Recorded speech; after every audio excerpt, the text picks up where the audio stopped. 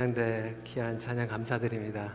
한 곡도 하셔도 좋을 것 같은데, 주 하나님 지으신 모든 세계, 이런 생각을 하면 안 되는데 우리 두 분 특송하시는데 숲속에서 백설공주가 이렇게 노래를 부르다가 남자분들이 하시니까 일곱 난쟁이들이 이렇게 부르는 것 같은 그런 기분이 들었습니다. 감사합니다. 이번 주부터 저희가 새로 요한복음 말씀을 나누게 됩니다. 제목을 몇 주 동안 목회팀에서 고민을 했어요. 어떻게 정하면 좋을까. 그래서 여러 번 바꾸다가 복음을 살아내라 라는 제목으로 저희가 정하게 되었습니다. 우리가 복음을 믿는 것도 중요하지만 복음을 살아내는 것이 더 중요하기 때문에 그렇습니다.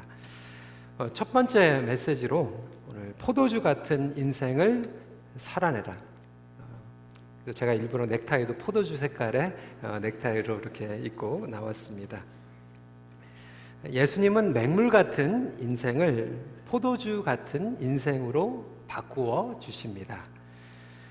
포도주 같은 인생이란 우리가 와인에 취한 그런 인생을 이야기하는 것이 아니라 복음의 색깔을 드러내며 기쁨이 넘치는 인생을 말하고 있습니다. 그것은 바로 그리스도인의 부르심이라고 해도 과언이 아니겠죠. 최근에 많은 분들이 글로 또 인터넷 그리고 신문으로 접하셨는데 한국 교회에서 존경받는 원로 중에서 홍정일 목사님께서 안타까운 호소를 하신 부분을 많은 분들이 읽으셨습니다. 홍정일 목사님께서 특히 한국 교회가 구원을 얻고 이 새 생명을 얻는 것은 강조를 했지만 이 생명을 얻은 것을 살아가는 데에는 우리가 강조를 하지 못했다라고 하는 것이죠. 이것은 반쪽 복음입니다. 복음은 단순한 지식이나 묵상의 내용 그 이상이죠. 우리가 큐티, 말씀 묵상, 또 예배와 설교를 통하여 은혜 받는 것 이상입니다. 성경 공부나 제자 양육 그 이상입니다. 그 생명을 살아내는 것이 바로 복음입니다. 그래서 시리즈 제목을 복음을 살아내라. 요한복음 말씀을 통하여서 이 복음이 예수님이 복음이시고 예수님은 이 복음을 살아내셨습니다. 그래서 영어 시리즈로는 저희가 Gospel Live라고 결정했어요. 여러분 그 CNN 뉴스를 보면 생방송으로 나올 때 CNN Live, CBC Live, 어저께 로얄 웨딩도 Live 이렇게 얘기하는데 실제 상황으로 벌어지고 있는 것을 라이브라고 얘기를 하는데 복음은 실제 상황으로 벌어지고 있는 내용이고 예수님께서는 그냥 하늘에서 복음을 선포하신 것이 아니라 복음으로 이 땅에 오셨고 복음을 살아내셨기 때문에 그렇습니다. 요한복음은 빛과 생명의 복음입니다. 예수님의 복음이시죠. 그리고 그 복음적인 선교적인 삶을 우리에게 보여주셨어요. 시간이 있으면 이 요한복음에 있는 전체 내용을 저희들이 나누면 좋겠지만 이번에는 요한복음 77이라고 하는 제목으로 저희가 말씀을 전합니다. 요한복음 77은 무엇인가? 요한복음에는 7가지의 표적이 기록이 되어 있습니다. 또한 7가지의 I am statement, 예수님께서 자기 선언을 하신 것이 담겨져 있습니다. 그래서 이것을 요한복음 77이라고 이야기를 하는데 이번에 이제 요한복음 7의 표적 7가지를 나누고 I am statement 중에서도 표적과 중복이 되는 것들이 있기 때문에 몇 가지를 저희가 함께 나누도록 하겠습니다. 마태복음, 마가복음, 누가복음, 요한복음 이 4복음서가 예수 그리스도를 증거하는 복음서입니다. 성경을 한 번쯤 읽어보신 분들은 발견할 수 있는 것이 마태복음과 마가복음과 누가복음은 흐름이 아주 비슷합니다. 그래서 이것을 시놉틱 가스펠 아니면 공관 복음이라고 설명을 하기도 합니다. 그러니까 흐름이 같다라고 하는 이야기이죠. 그런데 요한복음은 제4의 복음서라고 이야기를 합니다. 마태복음과 마가복음과 누가복음과 다른 관점에서 예수님에 대해서 증거를 하고 있기 때문에 네 번째 복음서라고 이야기를 하기도 합니다. 예를 들어서 마태복음과 마가복음과 누가복음은 하나님 나라에 대해서 강조를 하고 있어요. 그리고 기적에 대해서 기록을 많이 하고 있습니다. 마가복음만 읽어보셔도 반 이상이 예수 그리스도의 기적에 대해서 이야기를 하고 있어요. 그 내용은 그렇습니다. 예수님의 기적을 통하여서 The Kingdom of God, 하나님의 나라가 이 땅에 임했다라고 하는 것을 보여주기 위함이에요. 그래서 천국, 하나님의 나라, 그리고 기적에 대해서 마태복음, 마가복음, 누가복음은 정리를 해주고 있습니다. 그런데 요한복음을 보면 기적이라고 하는 이야기를 쓰지 않습니다. 기적이라고 하는 단어를 쓰지 않고 표적이라고 얘기를 하고 있습니다. 이 표적이라고 얘기하는 것은 sign입니다. significance라고 설명할 수도 있죠. 그래서 램지 마이클스는 이렇게 정리하고 있습니다. 예수님이 선포하시는 주제가 공간복음에서는 하나님 나라인데 반해 요한복음에서는 예수님 자신과 자신의 사명이다라고 정리를 하고 있어요. 그래서 표적이라고 하는 의미는 단순히 기적을 얘기하는 것이 아니라 예수님이 누구신지, 그리고 예수님의 미션이 무엇인지를 설명하고 있는 것이 바로 표적이기 때문에 그렇습니다. 그런 의미에서 오늘 첫 번째 표적을 저희들이 나누길 원하는데요. 여러분들이 잘 아시는 것 같이 첫 번째 표적은 무엇이죠? 가나의 혼인잔치에서 물이 포도주로 변하는 그러한 사건입니다. 이 사건이 너무나도 중요한 사건이죠. 왜 그렇습니까? 이 사건으로 말미암아 성경은 분명하게 얘기하고 있어요. 제자들이 예수님을 믿게 되었더라.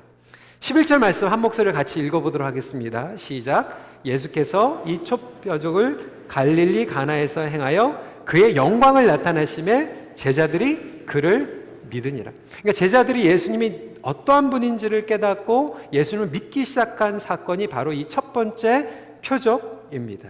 그러니까 천국의 비밀을 드러내는 표적이었죠. 그런데 참 흥미롭게도 이 사건이 언제 일어나냐면 사흘째 되던 날 일어나더라. 근데 뜬금없이 이 장에서 사흘째 되던 날이라고 전개를 하고 있어요.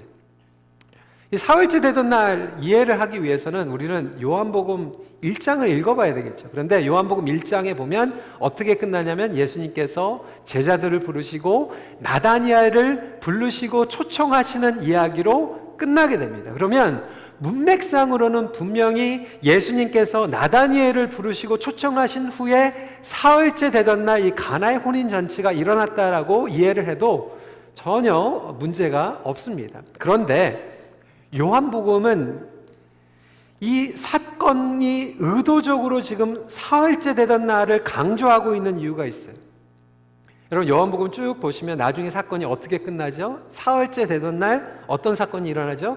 예수님께서 십자가에서 못 박혀 돌아가시고 나서 사흘째 되던 날 어떻게 되시죠? 부활하시죠. 그러니까 지금 요한은 의도적으로 지금 가나의 혼인잔치와 예수 그리스도의 부활 사건을 연결하고 있는 거예요. 가나의 혼인잔치도 사흘째 되던 날 일어나고 예수 그리스도의 부활의 사건도 사흘째 일어난다. 그래서 단순히 예수님께서 잔치집에서 흥겹게 잔치를 해야 되는데 포도주가 떨어가지고 불쌍해가지고 했다 마셔라 그리고 포도주를 만들어준 이런 사건으로 끝나는 것이 아니라 바로 우리의 소망이 없는 삶 가운데에서 부활의 사건을 통하여서 복음의 색깔이 드러나는 사건이 바로 여기에 숨겨져 있다라고 하는 표적으로 우리에게 보여주고 있는 것입니다. 그렇다면 포도주 같은 인생이란 무엇인가? 맹물 같은 인생이 포도주 같은 인생으로 변화했다는 건 죽었던 우리가, 생명이 없었던 우리가 예수 그리스도의 복음과 부활을 나타내는 삶으로 살아간다라고 하는 것을 의미하고 있는 것입니다.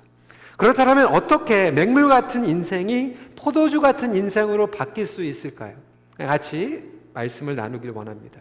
첫 번째로 우리의 형편을 인정해야 합니다.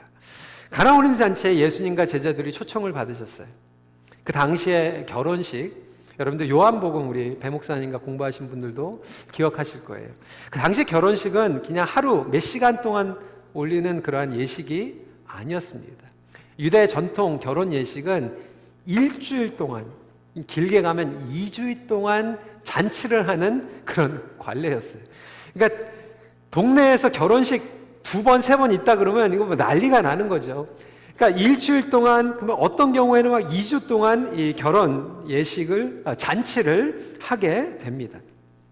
그러니까 일주일 동안 계속해서 축하하고 즐기는 그러한 예식을 가지고 있었던 거죠. 문제는 일주일도 가지 않았는데 중간에서 포도주가 떨어져 버린 거예요.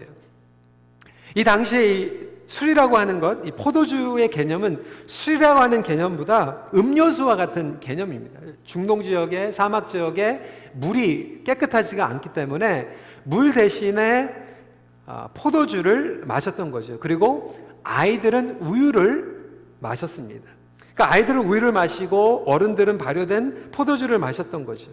그래서 참 불쌍한 게, 신부는 신랑과 함께 결혼 예식을 하고 나서 신혼방에 들어가 가지고 거기에서 남편과 이제 시간을 갖고 나서 남편만 나오는 거예요.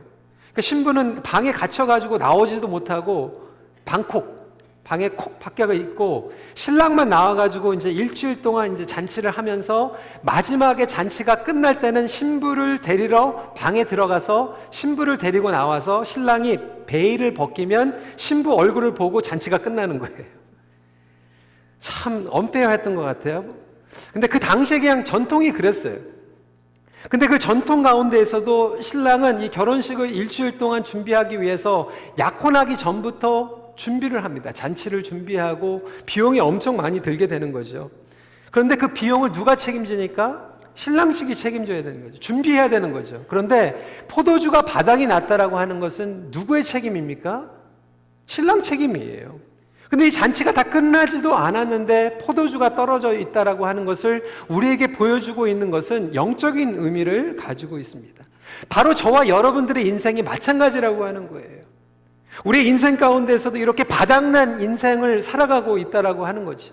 나름대로 우리가 공부를 하고 노력을 하고 성공하려고 하고 결혼을 계획하고 자녀를 낳고 노후 대책을 하면서 준비하는 가운데서 열심히 살아간 것 같지만, 그 잔치를 이루기도 전에 우리 인생은 떨어진 것 같고 바닥난 것 같은 인생을 살아가게 되지는 않습니까?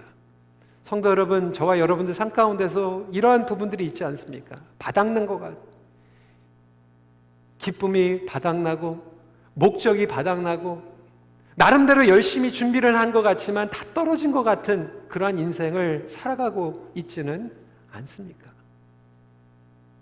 아니, 우리가 예수 그리스도를 만나고 신앙생활을 하면서도 불구하고 우리의 삶에 너무나도 많은 영역들이 바닥난 것 같은 그런 인생을 살아가는 분들이 많이 있다라고 하는 거죠.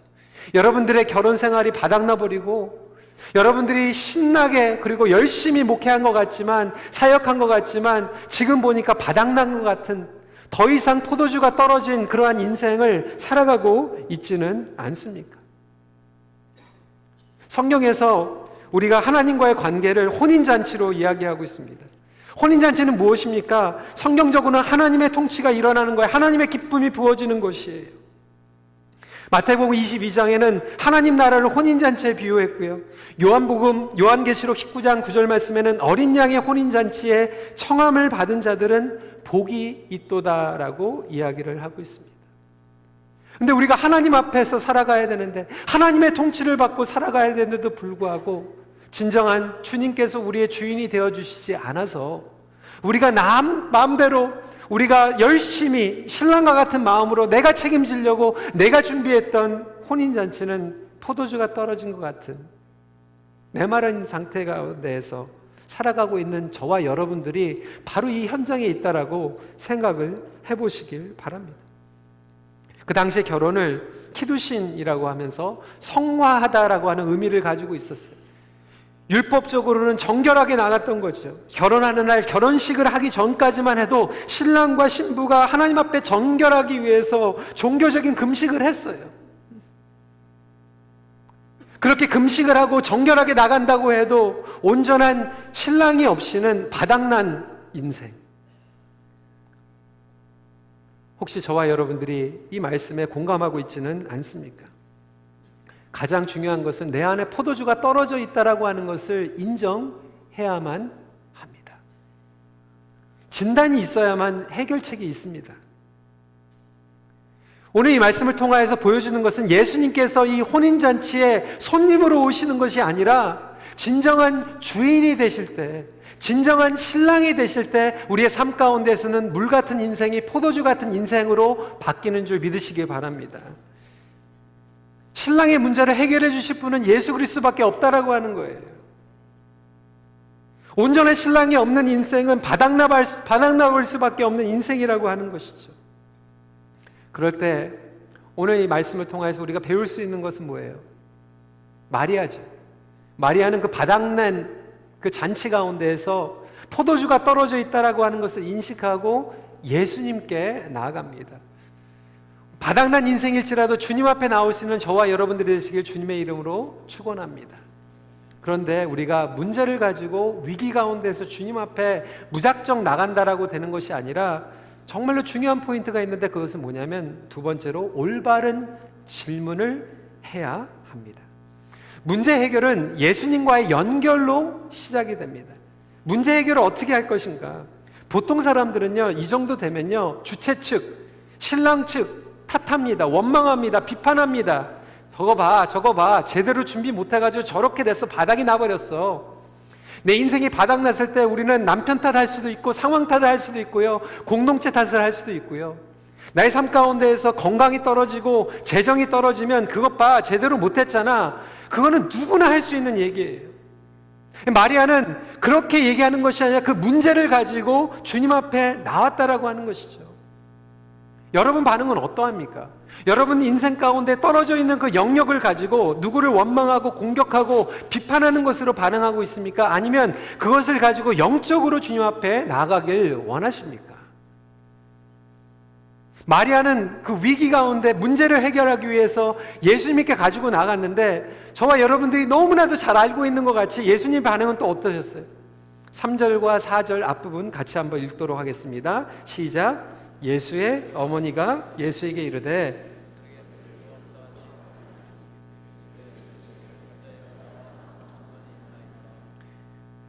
예수님께서는 지금 나와 무슨 상관이 있느냐라고 질문하고 계세요. 참 마리아의 신앙이 기특한 것 같아서 그것을 그냥 들어주시면 되는데 지금 아주 어려운 질문을 예수님께서 하고 계시는 그것이 나와 무슨 상관이 있느냐. 어차피 예수님께서 해결해 주시는 거 아닙니까?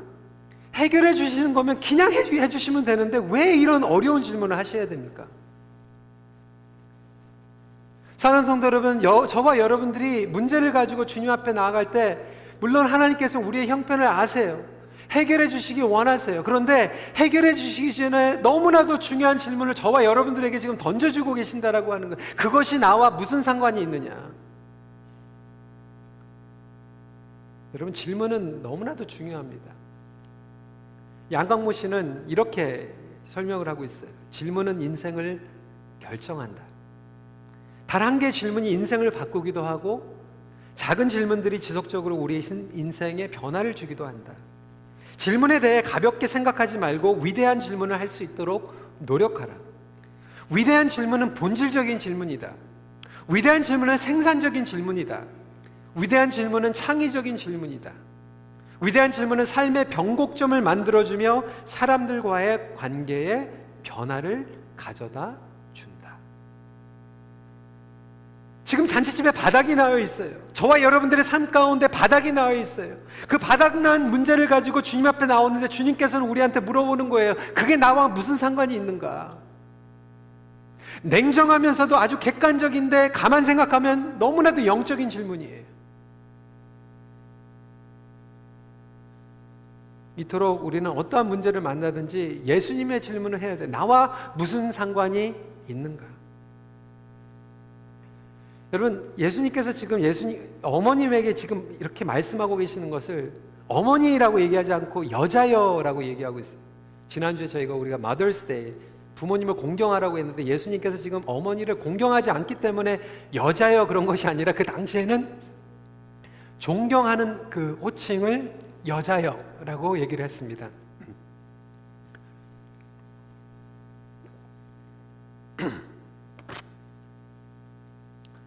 지금 이 말씀은 예수님께서 이 문제를 해결해 주시는 포인트가 예수님의 어머니이기 때문에 들어주시는 게 아니라 인간적인 커넥션 때문에 예수님의 표적이 일어나는 게 아니라고 하는 거예요. 여기에 담겨져 있는 질문이 저와 여러분들에게 있습니다. 우리가 어떠한 문제 가운데에서 바닥나 있고 어려운 상황 가운데서 주님 앞에 올 때 우리는 이러한 인간적인 커넥션을 가지고 주님 앞에 기도할 때가 많이 있어요. 하나님, 제가 하나님을 위해서 섬기지 않았습니까? 내가 열심히 이 공동체를 위해서 여기까지 내가 드렸고 헌신했고 내가 시간을 투자했고 내가 11조를 드렸고 헌금했고 내가 직분자로서 이렇게 일을 했고 우리가 가지고 있었던 그 모든 리스트를 다 대면서 주님과 내가 이런 휴먼 커넥션이 있지 않습니까? 들어줘야 되는 거 아닙니까? 마리아가 어머니의 자격으로서 예수님께 나왔지만 예수님께서는 지금 이렇게 말씀하고 계시는 거예요. 나와 무슨 상관이 있느냐?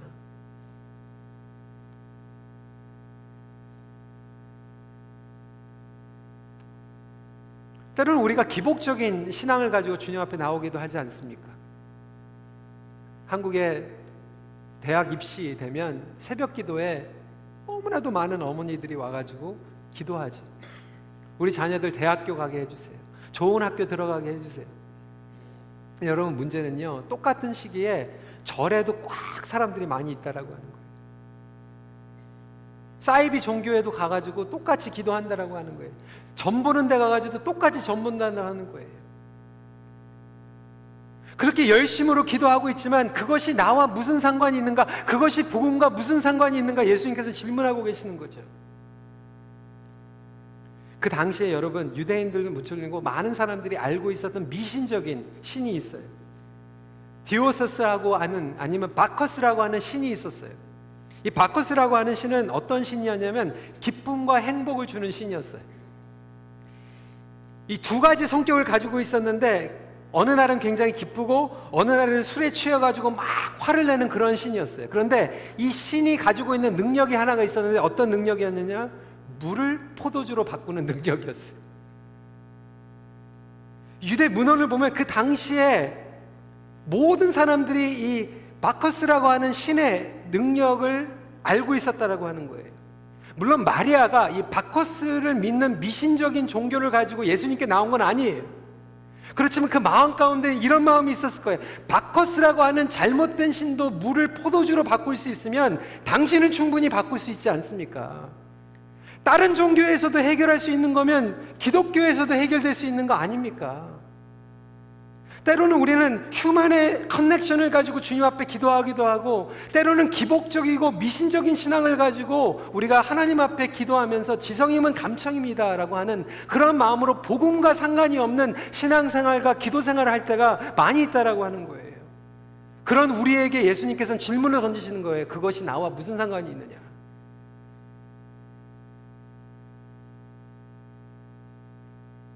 아니, 더 나아가서 세 번째로 오늘 본문을 보면 율법적인 질문을 하고 있는 거죠. 예수님께서 이 문제를 해결하시는데 정결 예식에 쓰는 돌 항아리 6 물을 담아가지고 오라고 말씀하고 계세요. 그냥 돌 항아리가 아니라 율법 정결 예식을 하고 있는 물 항아리. 그 당시에 이스라엘 백성들은요, 이 정결 예식을 통하여서 밖에 나가면 더러워지니까 타락하니까 들어와서 이 물로 통하여서 깨끗하게 받는 종교적인 행위를 했다라고 하는 거죠. 성결케 하는 의도를 가지고 있었어요. 그렇지만 분명한 것은 성결케 하는 이 물이 소극적이고 전통적이고 습관적인 루틴은 될지 모르지만 잔치집에 포도주가 떨어진 것을 해결할 수 있는 물은 아니라고 하는 거예요.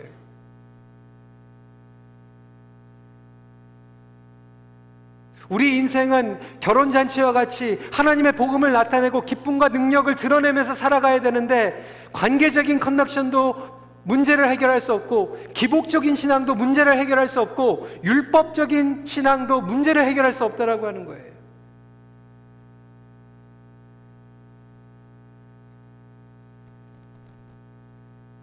율법의 완성과 온전함과 충만함은 예수 그리스도께서 우리 인생의 주인이 되어주시고 우리 인생의 신랑이 되실 때만 이루어진다라고 하는 것을 믿으시기 바랍니다. 이것이 복음의 능력이고 부활의 능력입니다. 이럴 때 돌 항아리가 같은 우리가 성령 충만함을 받게 되는 거예요. 그래서 에스겔서 36장 26절은 또 새 영을 너희 속에 두고 새 마음을 너희에게 주되 너희 육신에서 굳은 마음을 제거하고 부드러운 마음을 줄 것이요. 종교적인 율법적인 물은 굳은 마음을 생명으로 바꿀 수는 없다라고 하는 거죠. 혹시 저와 여러분들 무엇 때문에 나와 있습니까? 문제 때문에 여러분들 나오신 분들 계실 거예요. 나의 삶 가운데서 위기감 가운데서 주님 앞에 나왔을 거예요. 그런 우리에게 예수님께서는 지금 질문하고 있는 거, 너의 예배가, 너의 기도가 나와 무슨 상관이 있느냐? 어떤 분들은 정말 예수님 앞에 나오지 않으면 좀 안 될 것 같으니, 잘못될 것 같으니까 휴먼 커넥션 때문에 나오고, 어떤 분들은 미신적인 생각 때문에 나오고, 어떤 분들은 율법 때문에 나올지 모르지만 그것이 우리에게 포도주로 바꾸는 인생이 될 수는 없다라고 하는 거죠. 사랑하는 성도 여러분, 여러분들의 문제를 예수님과 연결시키길 바랍니다. 끊임없이 내가 살아가고 있는, 내가 고민하고 있는 문제가 복음과 무슨 상관이 있는가, 예수님과 무슨 상관이 있는가 질문을 할 수 있는 저와 여러분들이 되시길 주님의 이름으로 축원합니다. 하나님은 눈에 보이는 것과 눈에 보이지 않는 것들을 예수 그리스도를 통하여서 통일시키셨어요. 창조하시고 움직이신 하나님께서 우리를 해결해 주시는 분이십니다. 물질적인 것과 영적인 것이 통일되는 거예요. 여러분, 복음은요, 우리가 삶을 마감하고 천국으로 가는 소식이 아니라 지금 우리가 사는 곳에 예수님과 연결되는 것이 복음인 줄 믿으시기 바랍니다. 마지막 포인트. 올바른 질문으로만 끝나면 안 되겠죠. 올바른 만남이 필요합니다. 바로 예수님이 주인이 되는 만남인 줄 믿으시기 바랍니다. 주인을 온전히 만날 때요, 물은 포도주로 변합니다. 여러분, 제가 멋있는 표현을 한번 그래서 봤어요. 그래서 이걸 좀 여러분들에게 제가 먼저 퀴즈로 내겠습니다. 이거 파워포인트에 올리지 마시고요. 답 보여주지 마세요. 영국에 아주 유명했던 그 시인 바이런, 그 철학 시간에 이제 시험, 이제 학생이었어요. 이분이 이제 학생이었을 때 이제 시험이 나왔는데 시험 질문이 바로 이거였어요. 예수 그리스도와 포도주에 관한 종교적이고 영적인 의미를 서술하라. 좀 어려운 질문 같죠? 여러분 어떻게 대답하시겠어요? 그러니까 종교적이고 영적인 의미를 적어라 한 거예요. 저는 이 표현이 근데 너무 좋은 게 어떻게 표현을 했냐면 한마디로 표현했어요. 물이 그 주인을 만나자 얼굴이 붉어졌다. 속된 말로 얘기하면 물이 주인을 만나가지고 얼굴이 빨개졌다. 우리 옆에 계신 분들과 한번 이렇게 인사 나누세요. 우리도 예수님 만나서 좀 빨개집시다.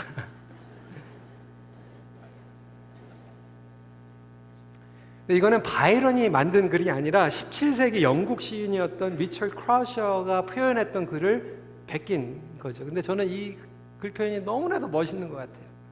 근데 여러분, 이것이 너무나도 영적인 표현 같아요. 저와 여러분들이 물 같은 인생이 포도주로 바뀌는 길은 뭐냐면 예수님을 만나고 예수님을 대면하면서 우리 얼굴이 그냥 빨개져 버리는 거예요. 그런 은혜가 여러분들에게 임하기 주님의 이름으로 축원합니다.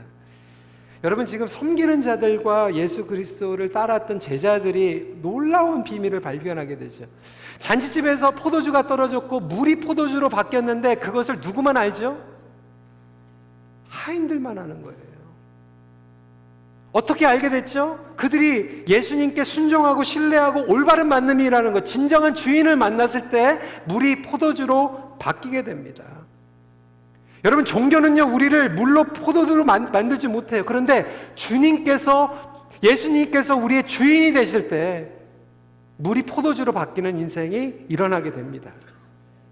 여러분, 왜 우리가 포도주 같은 인생을 못 살아가고 있습니까? 아직도 그렇게 수많은 기도와 예배를 드리면서도 맨날 맹물 같은 인생으로 끝납니까? 왜? 예수님을 주님으로 못 만나서. 주님 앞에 우리의 삶을 맡기지 못했기 때문에 얼굴이 안 빨개지는 거예요. 우리 신앙이 안 빨개지는 거예요. 예수님께 주도권을 맡기는 인생, 예수 안에서 주도권을 맡긴다라고 하는 것은 무엇입니까? 예측 불허한 삶을 살아가는 것, unpredictable한 라이프를 살아가는 거예요. 여러분, 그런데요, 저와 여러분들은요, 열심히 우리 자녀들에게 공부 열심히 하라고 그러고요, 피땀 흘려서 열심히 우리가 일을 합니다. 왜? 예측 가능한 삶을 살아가기 위해서.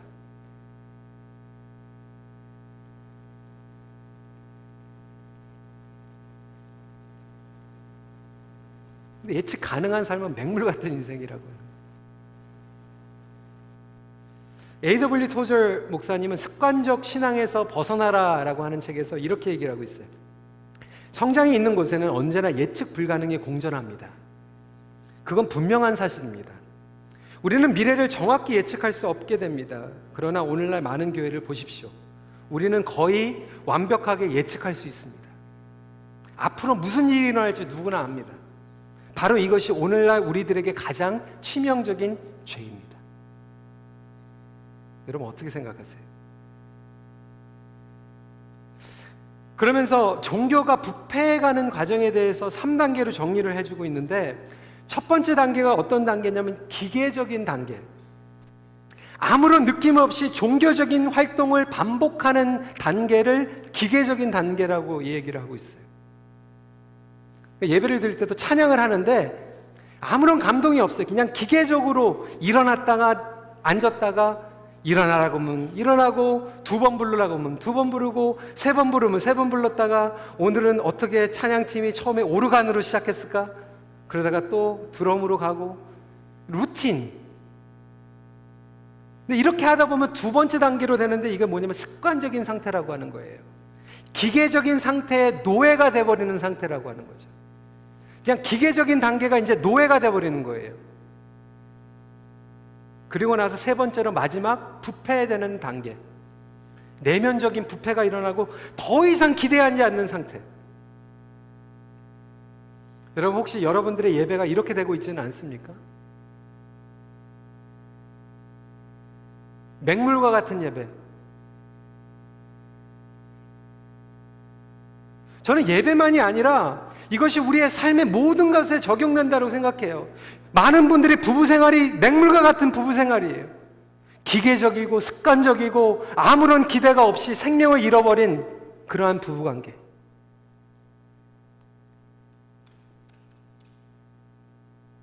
목회도 마찬가지일 수 있어요. 일주일이 그냥 지나가 버리고 또 주일날은 설교하고,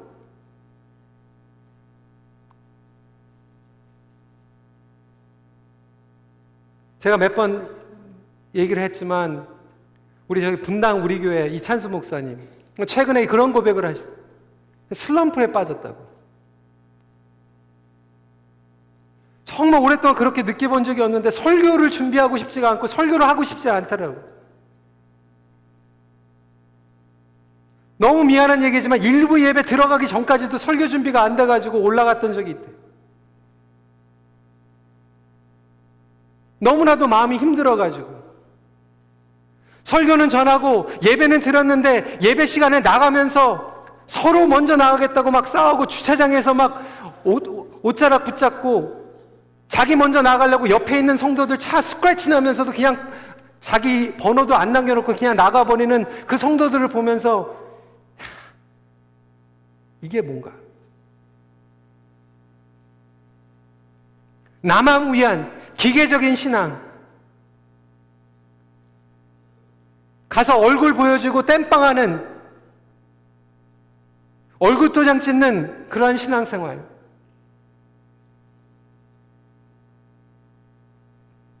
습관적인 신앙생활. 바로 그 신앙생활을 저와 여러분들이 지금 이렇게 살아가고 있지는 않습니까? 오늘은 찬양 몇 번 했어? 오늘은 설교 몇 번 했어?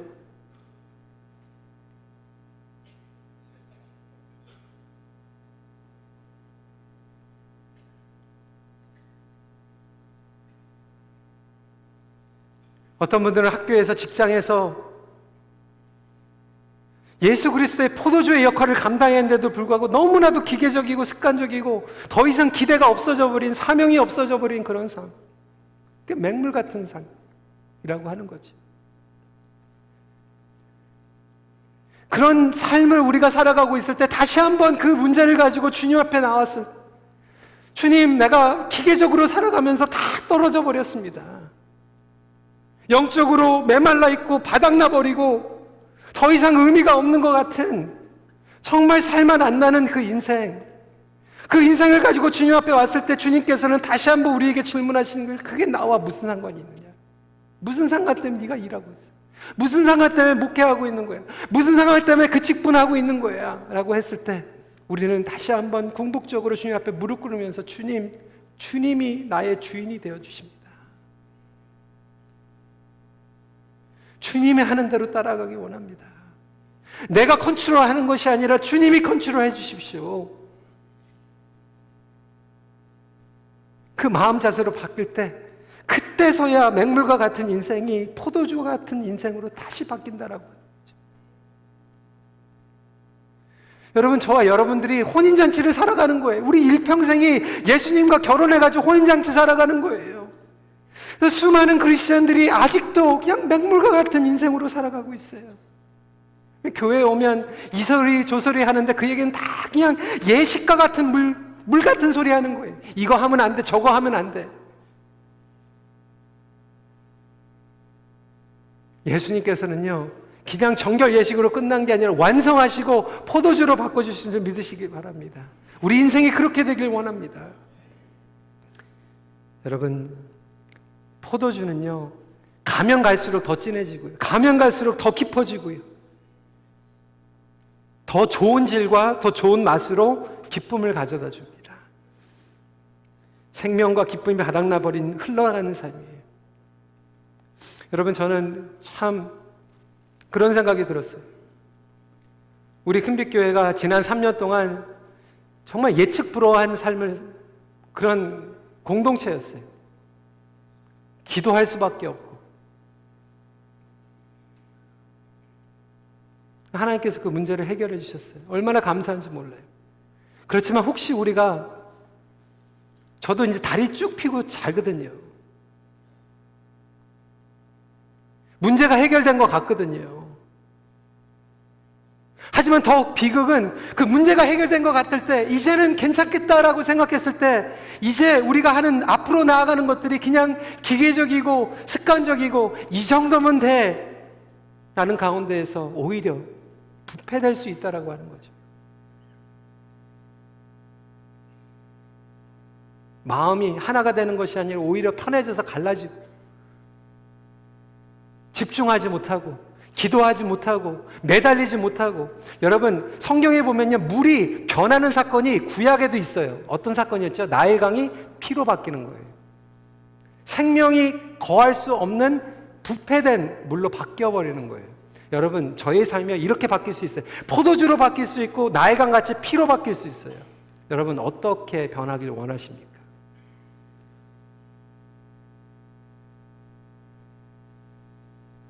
과연 나의 삶은 어떠한 삶인가? 오늘 말씀을 정리합니다. 머물러 부패하지 않고 끊임없이 복음의 생명과 기쁨을 흘러내보내는 역동적인 삶을 살아가십시오. 기도하겠습니다.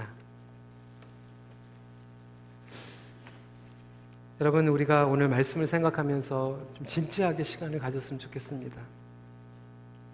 저와 여러분들이 하나님의 통치 가운데에서 결혼잔치와 같은 인생을 살아가야 될 텐데, 아직 끝은 멀었는데도 불구하고 벌써 바닥나 있는 인생.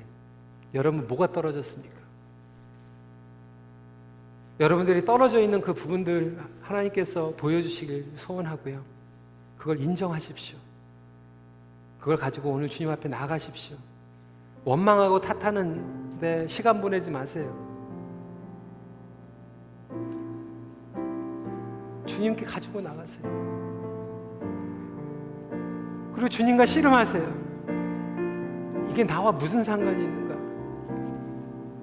여러분, 열심히 일했기 때문에, 여러분 기복적인 신앙 때 율법 때문에 이루어지시는 게 아니라 예수님이 드러나는, 예수님과 상관이 있는 그러한 문제의 해답을 받기를 원하고요. 정말 우리도 예수님 만나서 얼굴이 빨개지는, 정말 예수님 만나가지고 우리의 인생이 빨개져 버리는 그런 삶을 살아가길 원합니다라고 하는 그런 고백으로 이 시간에 간절한 마음으로 함께 기도하길 원합니다. 기도하겠습니다.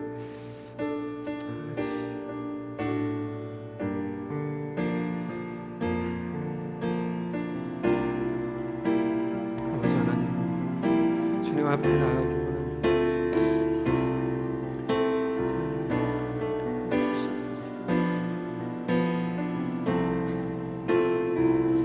주님, 그렇습니다. 주님 없이는 우리는 바닥난 인생입니다. 주님, 우리 안에 포도주가 떨어졌습니다. 주님, 기쁨이 떨어졌고 의미가 떨어졌습니다. 기계적으로 습관적으로 살아가고 있지만 주님, 아무런 기대가 없습니다. 주님, 우리를 불쌍히 여겨주시옵소서. 우리에게 떨어져 있는 포도주가 채워지게 하여 주시고 맹물과 같은 인생이 포도주로 바뀌게 하여 주셔서 아버지 하나님, 우리 삶 가운데서 진정한 혼인잔치를 누리게 하여 주시고 하나님 앞에 나아갈 수 있는 우리의 삶을 살아갈 수 있도록 허락하여 주시옵소서. 우리 이 시간에 주님과 함께하는 찬양하며 나아갑니다.